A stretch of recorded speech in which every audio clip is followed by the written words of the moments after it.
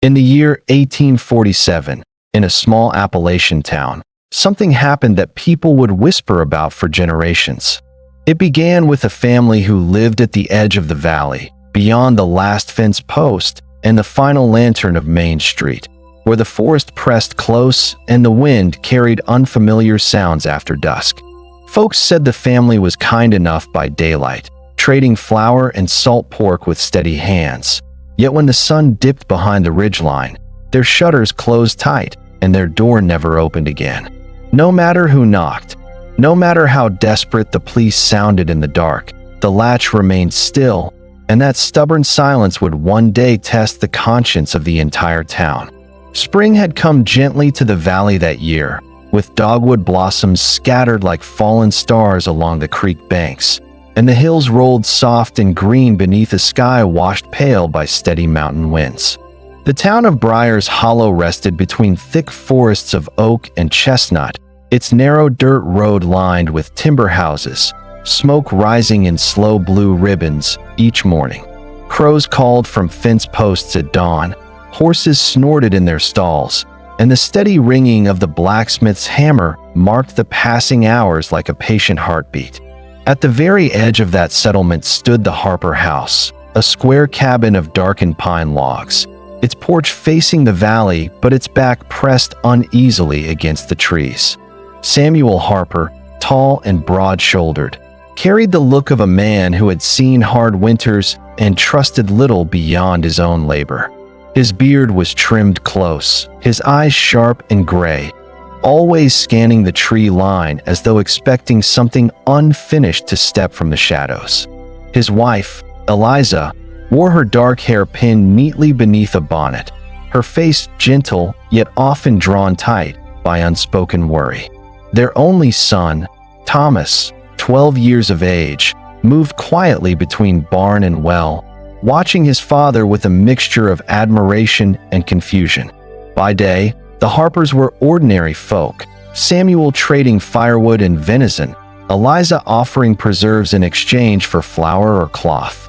Yet every afternoon, as the sun leaned westward and shadows lengthened like stretching fingers, Samuel's posture changed, and a nervous urgency took hold. Before sunset, he barred the windows, checked the hinges, and set a heavy oak beam across the door, his movements practiced and exact.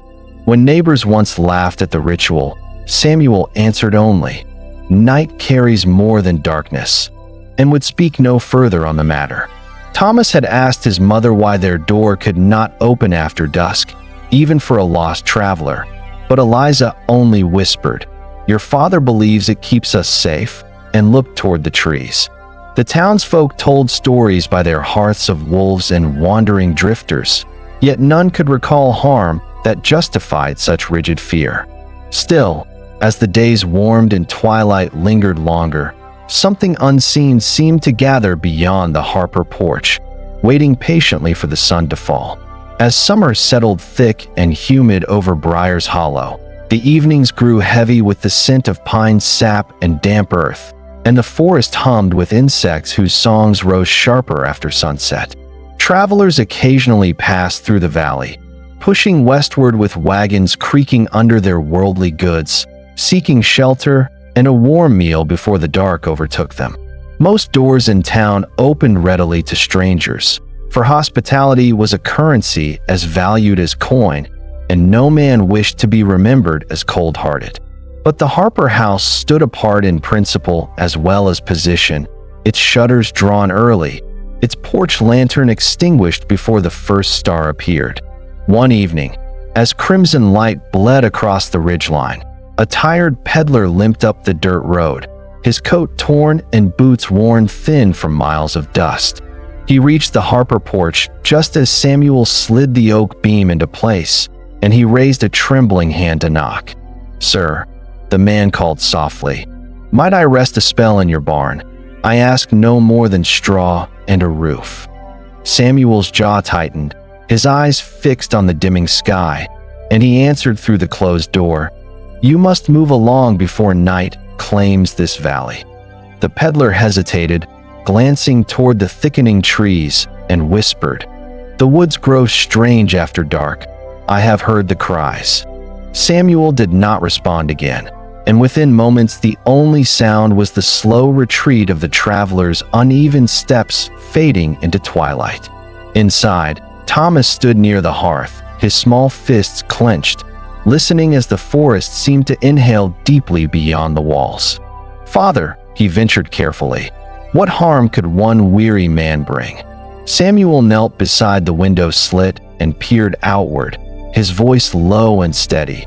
"It is not the man I fear, but what may follow him." That night, a distant howl echoed from the hills, long and sorrowful, yet not quite the voice of a wolf. Eliza stirred uneasily in her chair, her knitting forgotten in her lap, as the wind brushed the cabin like fingers searching for a seam.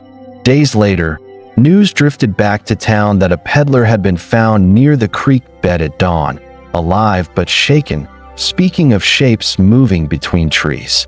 Some said he raved from fever, others crossed themselves quietly and avoided the forest path altogether. Whispers began to coil around Samuel's refusal, for though no blame was spoken aloud, an unasked question lingered in every glance.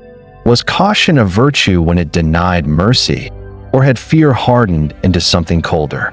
As August waned, thunderheads gathered more often over the valley, and each storm left the forest darker, the undergrowth tangled like uncombed hair. One particular evening, with clouds swallowing the last gold of daylight, a sharp knocking rattled the Harper door just as Samuel reached for the beam. Thomas froze mid-step, Eliza's breath caught in her throat, and the knock came again, firmer this time, as though urgency itself stood on their porch. A woman's voice rose through the storm wind, strained and desperate. "Please, my child is ill. We need shelter from the rain." Samuel closed his eyes briefly, as thunder rolled across the hills, and the choice before him felt heavier than the oak beam in his hands. Rain lashed against the cabin roof, streaming down the porch steps in silver sheets, while the woman's voice trembled between thunderclaps and the thin wail of a coughing child. Thomas stepped closer to the door, his heart pounding against his ribs, and whispered, "Father, we cannot leave them to the storm." Samuel's hand hovered over the beam, knuckles white, his mind echoing with warnings he had never fully explained. "Eliza," he said quietly, "you know what happens when darkness crosses a threshold uninvited." Eliza rose slowly, her face pale but resolute, and answered, "And what happens when kindness does not?" Another cough sounded from the porch, weaker now, followed by the scrape of boots shifting on wet wood. Samuel drew a long breath, then another, as though measuring the weight of fear against the weight of mercy. At last he lifted the beam and pulled the door inward, the storm wind rushing into the cabin like a startled animal. A young woman stood there, drenched to the bone, her shawl wrapped tightly around a small boy whose cheeks burned with fever. Her eyes were wide with gratitude and exhaustion, and she stepped inside without hesitation as thunder cracked overhead. Samuel barred the door once more, yet this time the darkness was already within the room, dripping rainwater onto the wooden floor. They settled the boy near the hearth, Eliza pressing cool cloth to his brow while Thomas fetched blankets from the loft. For a moment, the cabin felt warmer than it had in months, filled with human need instead of silent dread. Then the knocking began again. It was softer than before, almost polite, 3 steady raps against the door though no voice followed. Samuel's blood ran cold, his gaze fixed on the trembling latch, while the young mother clutched her child tighter and stared toward the sound. "Did you bring someone with you?" Samuel asked sharply, his voice edged with suspicion. The woman shook her head, confusion clouding her features, and whispered, "We traveled alone since noon." The knocking came once more, deliberate and patient, as though whoever stood outside knew the door had already opened once that night. Wind circled the cabin in restless spirals, carrying a faint murmur that did not belong to storm or forest. Thomas felt the air grow heavier, thick as wool in his lungs, and he realized his father's fear had never been of men at all. Samuel reached for his rifle mounted above the hearth, his movements slow, deliberate, resigned. "Stay back," he warned, though whether he spoke to his family or to whatever waited beyond the wood, none could say. He stepped toward the door, each floorboard creaking beneath his boots, while the knock sounded for a final time, softer now, almost amused. With one swift motion, Samuel flung the door open to the rain-soaked night. The porch stood empty beneath the storm, yet the forest beyond seemed closer than before, its trees swaying though no wind touched their upper branches. A shadow slipped between the trunks, tall and indistinct, retreating soundlessly into the dark as though satisfied. Samuel closed the door slowly, dread settling into his bones, understanding dawning too late. For in opening the door to mercy, he had also broken the one rule he believed kept something far older at bay. And the valley would not remain unchanged by that choice.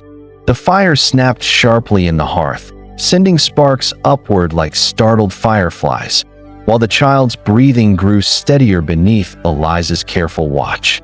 For a fragile hour, peace returned to the cabin, rain softening against the roof, thunder rolling farther into the hills.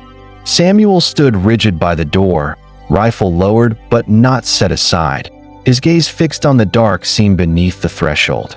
Thomas noticed it first, a thin line of damp earth creeping slowly across the wooden floor, though no rain entered through the walls. The line widened, spreading like ink spilled from an unseen hand, carrying with it the faint scent of cold soil and something older. Eliza rose abruptly, her voice trembling. "Samuel, it has come inside with the storm."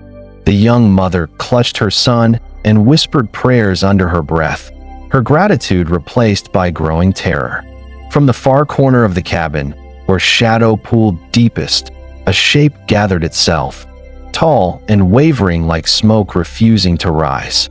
It bore no face, no clear form, yet its presence pressed against the chest like the weight of deep water. Samuel lifted the rifle and fired into the dark mass, the blast deafening within the small room, smoke stinging every eye. When the haze cleared, the shadow remained, untouched, shifting slightly as though amused by mortal effort. Thomas felt his father's certainty crumble in that instant, the belief that wood and iron could bar every danger. The shape moved toward the hearth, drawn not to the strangers, but to the open doorway that had invited it past the threshold. Samuel understood then that fear had never been a shield, only a delay, and that mercy without courage was merely half a virtue. He stepped forward, placing himself between the shadow and his family, lowering the rifle that offered no power here. "If you sought in trance," he said steadily, though his voice shook, "take me in payment and leave this house." The shadow paused, the firelight flickering wildly as if caught between wind and breath. Thomas reached for his father's coat, but Samuel gently pushed his son back toward Eliza's arms. A sudden stillness fell over the cabin, rain ceasing as though the world itself waited for a verdict. The shadow drew closer to Samuel, enveloping him in a cold so sharp it stole the air from his lungs. For one suspended moment, his outline blurred within the dark, his figure half seen and half swallowed. Then the hearth flared brilliantly, a burst of golden flame forcing the shadow to recoil like mist before sunrise. With a low, hollow sound that seemed almost disappointed, the shape unraveled into threads of darkness and slipped beneath the doorframe, gone as swiftly as it had gathered. Samuel collapsed to his knees, breath ragged but body whole. The cabin returned to simple wood and firelight. Outside, the storm clouds broke apart, revealing a pale moon hanging quietly above the valley. Within that fragile calm, the lesson settled heavier than any fear he had carried before. Morning came gentle and clear, sunlight spilling across the valley as though nothing unusual had stirred the night before. The young mother departed with her child wrapped warm and breathing easier, her gratitude spoken in quiet tears and steady hands. Samuel watched them walk toward town, the weight in his chest not fear now, but something deeper and humbler. Word of the storm and the strange silence that followed drifted through Briar's Hollow, yet no one could say precisely what had passed inside the Harper cabin. They only noticed that the porch lantern remained lit a little longer each evening after that night. Samuel still barred the door at sunset, yet he no longer did so with the same desperate haste. For he had learned that a closed door may keep danger out, but it may also keep courage from ever stepping forward. Thomas grew into a man who remembered both the shadow and his father's trembling stand before it. And when travelers knocked at dusk in years to come, the Harper family answered with caution, but not with silence. And in that valley, people learned that some mistakes don't echo loudly, they whisper for generations.